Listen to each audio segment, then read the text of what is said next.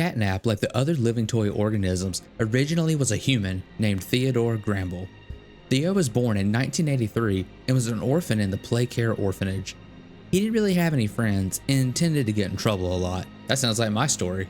His troubling actions and affiliation with the prototype likely began in 1990 when Theo was 7 years old. He did, however, have a friend in Experiment 1006, the prototype. Most of the adults at Playcare consider this to be an imaginary friend. With the help of the prototype, Theo was able to dodge security and adults at Playcare and get into off-limit areas such as the office of Joel Sinclair, the head counselor of Playcare.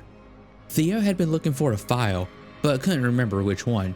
This unnerved Joel, as an imaginary friend sending him for something so specific was odd. This is where they began to wonder, was it really an imaginary friend? The prototype at some point made a discovery of an exit through a maintenance hatch that required 2 people to open, along with 2 grab packs and 2 green hands. The attempt was thwarted when Theo, only being a young child, accidentally electrocuted himself. The shock stopped his heart.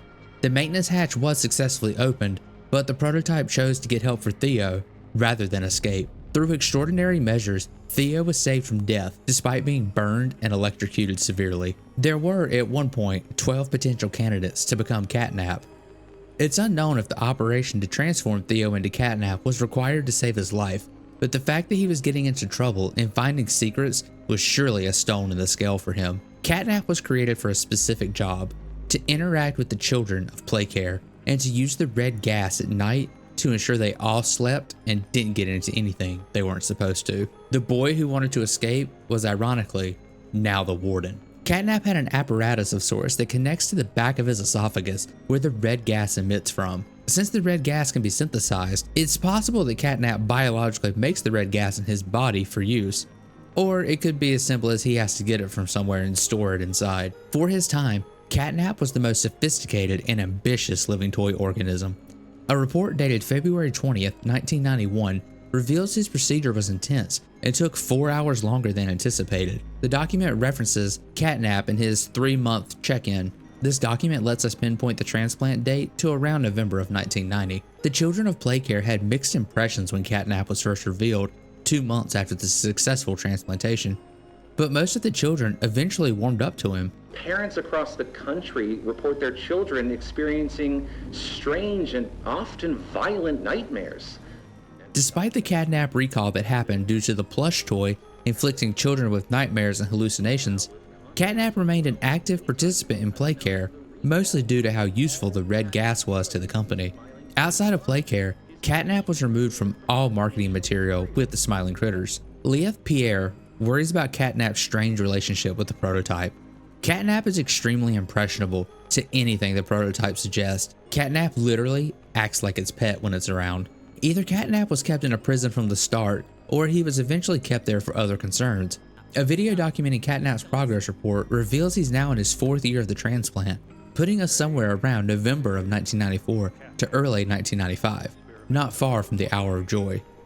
What's his real name again? Okay. Hey, Theo. How you doing, bud? Normally I'd have Dr. Sawyer do this, but he's, out, let's say. So you got me until they find his replacement. First off, congrats. This is officially your 4th year in your new body, and you've made some real progress, pal. I was told that when you and the other Smiling Critters, you know, Dog Day, Picky Piggy, yada yada yada, were added into Playcare, that you weren't really getting along too well with the kids like everybody else was. But look at you now. The kids love you, and that red smoke. I mean, that's fantastic, isn't it? The prototype will save us. Theo, nobody's gonna save you. This prison is where you belong. We'll let you out here and there to go see the kids in Playcare, but your home is here. And as for the prototype, his home is in the labs. This is your... Leith reminds CatNap he belongs in the prison, with the exception of hanging out with the children periodically and using the red gas on them, of course. CatNap's affection and loyalty to the prototype essentially evolve into seeing him as a deity and worshipping him. On August 8, 1995, CatNap, like the other followers of the prototype, rebel in the event known as the Hour of Joy and kill all of the adults in the facility. It's possible some toys turn to killing children but CatNap at the very least protected the children and kept them away from the adults that were kept for food. The current fate of the children is relatively unknown.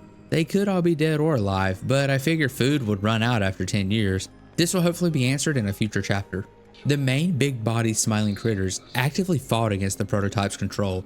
As punishment, CatNap, or the prototype, perhaps both, imprisoned and tortured the smiling critters.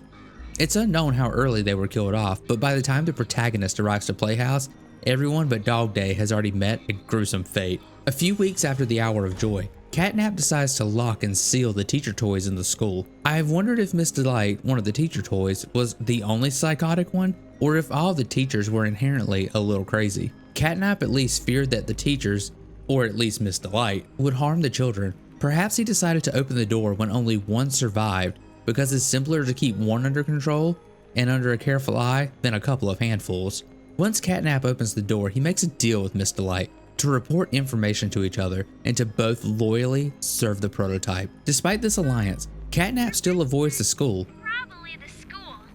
CatNap usually leaves that place alone. CatNap is likely disturbed by the way Miss Delight acts and prefers to just keep his distance unless he actually needs to share intel with her. Once the protagonist arrives to Playcare, CatNap stalks them, never going too far away. CatNap deploys red gas throughout the area on occasion, causing the protagonist to hallucinate. At some point, CatNap can be seen in front of a giant monument built from dead toys as a worshipping model of the prototype, demonstrating that CatNap really does view the prototype as a god and the savior of the toys. Now, I'm not going to go into too depth about everything that happens once the protagonist arrives. I've got a whole video on the story of that section coming soon, so be sure to get subscribed so you don't miss out on that. Despite CatNap's attempts to stop the protagonist, they eventually get the main facility powered again to open the path deeper down into the facility.